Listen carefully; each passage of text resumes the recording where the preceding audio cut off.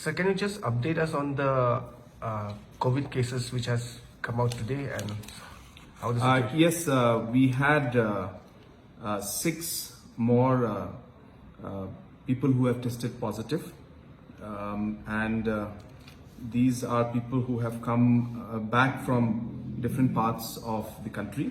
So these are all people from outside who have come in, mainly from Maharashtra, Bangalore, West Bengal, and Chennai.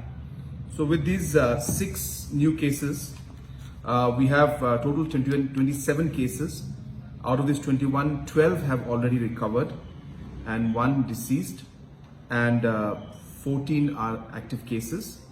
All these new 6 cases, which are people, as I said, who have returned back to the state, are in the Corona care centers, and they are all asymptomatic. They're not showing any symptoms, and all have been kept in quarantine since the time that they have arrived into the state.